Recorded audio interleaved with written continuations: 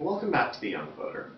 Today we're going to talk about voter suppression efforts this election season. Now, every election, some form of voter suppression or voter intimidation occurs in order to prevent certain groups of voters from casting ballots, because these groups are viewed as generally supporting one candidate more than another.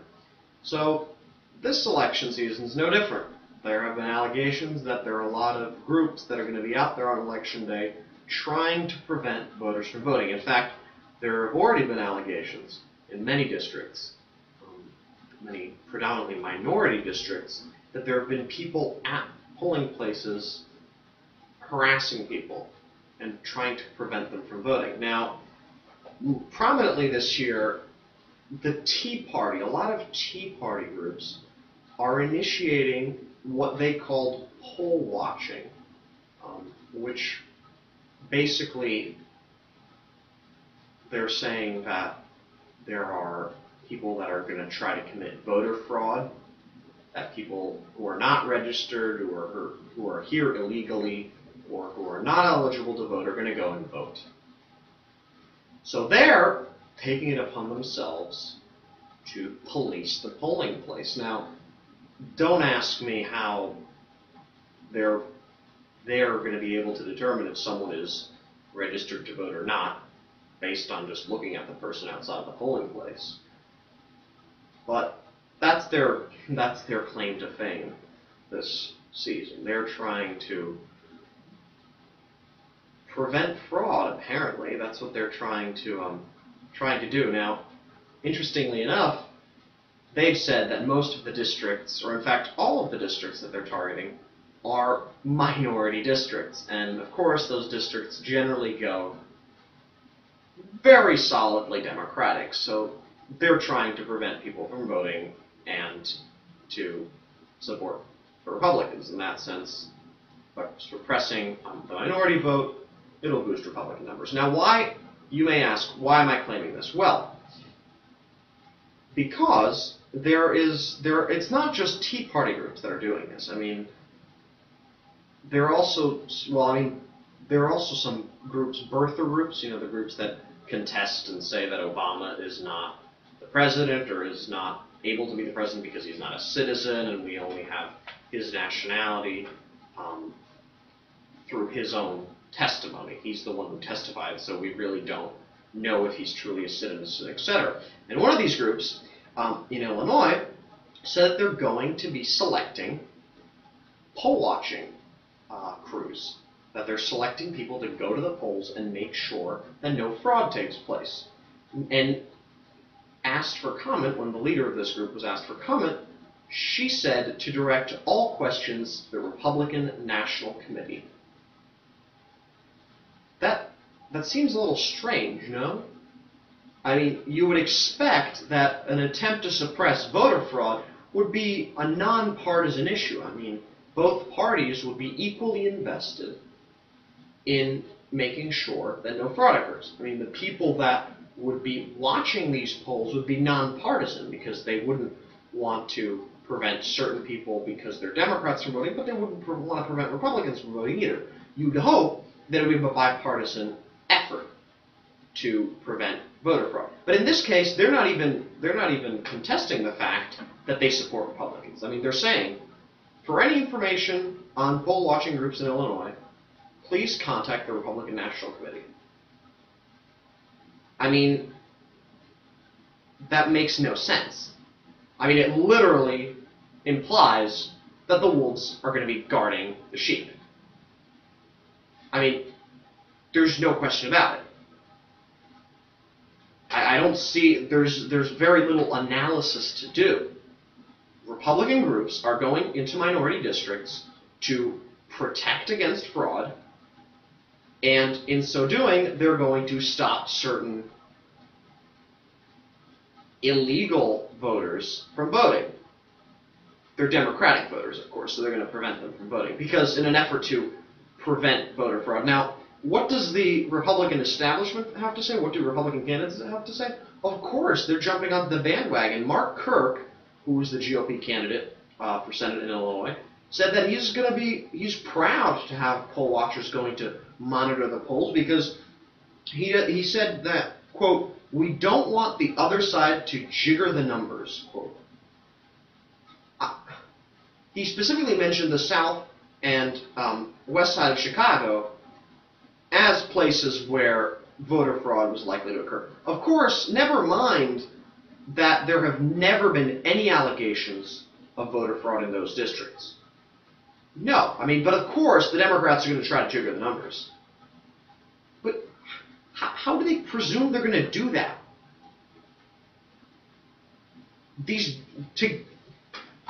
How are these poll watching groups going to make sure candidates don't vote people don't vote illegally? What, just by looking at someone you can tell if he's a qualified voter or not? What, are they going to ask them for their paperwork? They're not allowed to do that. I guess you can intimidate someone and ask them for their paperwork and then intimidate them and try to convince them that they're not eligible to vote, which of course these groups are going to do because they've done so in the past. I mean, it's always been that the Democrats are just completely for voter fraud. I don't understand where this concept comes from. I mean, certain groups in Republican circles and Tea Party circles are getting together and firmly believe that there is a liberal conspiracy, there is a Democratic conspiracy to commit massive voter fraud. I mean, I don't understand where this is coming from. And it's interesting because a Tea Party group in Houston, claims a Get Out the Vote headquarters is also a secret Black Panther base. And of course they have no evidence for this. They say that it's a Black Panther base, it's a Get Out the Vote group, and of course it's heavily African American. There's a large black proportion to the people in the group, and perhaps it targets minority districts to try to get out the vote. But does that make it also a Black Panther group headquarters? That's ridiculous. I mean, I don't understand where that sort of mentality comes from, where that concept, where these ideas come from. It makes no sense. It makes no sense, and I don't really see where this whole idea that the left is trying to conspire to commit voter fraud.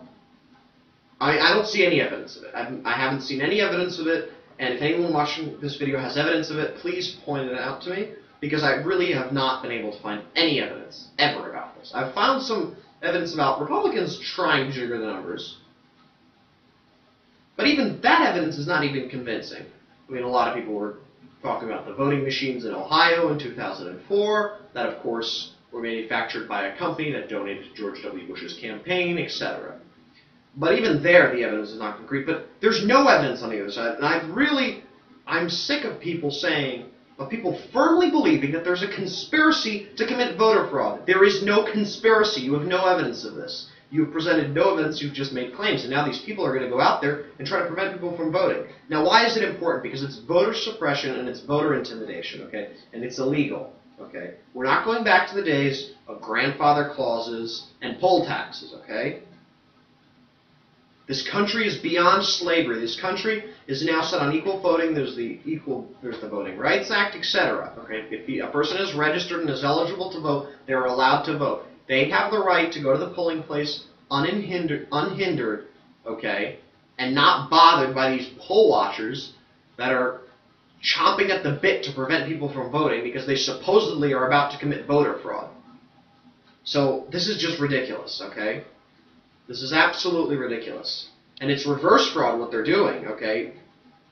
They're suppressing the vote, which is a disgusting policy, okay, and a disgusting endeavor, and it's been perpetuated throughout the country, most notably in the recent ad that they had in Nevada, telling Latinos not to vote. That is voter suppression. It is disgusting, okay, and it should not be tolerated at any level, okay, and so are these poll-watching groups.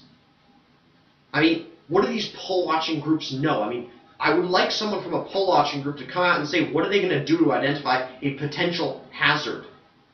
I mean, how are they going to identify someone who is not qualified to vote, or who is not eligible, who is committed voting fraud. I mean, there are poll workers for a reason. These poll watching groups are vigilantes, okay? They're vigilante groups. And vigilante has a negative connotation. Now, a few people might not believe they do, okay, but that's taking the law into your own hands. There are laws set in place to deal with voter fraud, and that's why you need to register and present ID when you vote, okay? And of course, there will be some discrepancies, and I'm sure there will be some irregularities, but putting poll watchers out there is not going to solve the problem, specifically when these people are not qualified to do anything. They're just merely grassroots volunteers, ordinary people, okay? How are they going to determine? Why are they any more qualified than I am to determine who's eligible to vote or not, or who's committing voter fraud or not? I have no idea, and I'd like for someone to explain this to me. So what are you going to do? Well, I urge everyone to go and vote. If you're eligible to vote, and if you're registered, go and vote, okay? Go and vote. Do not let these people intimidate you. They have no right, they have no legal standing to prevent you from voting. The only person who can prevent you from voting is the poll worker, okay? If your paperwork does not add up. So do not let these vigilante groups in any way stop you from voting, because they have no legal standing, and their operations, albeit not illegal, are certainly questionable and not in good taste. And I think poorly executed, poorly explained, and poorly justified. So if you're out there and you're eligible to vote, go vote. Don't let these people intimidate you, because you have that right to vote. Thank you again for watching The Young Voter.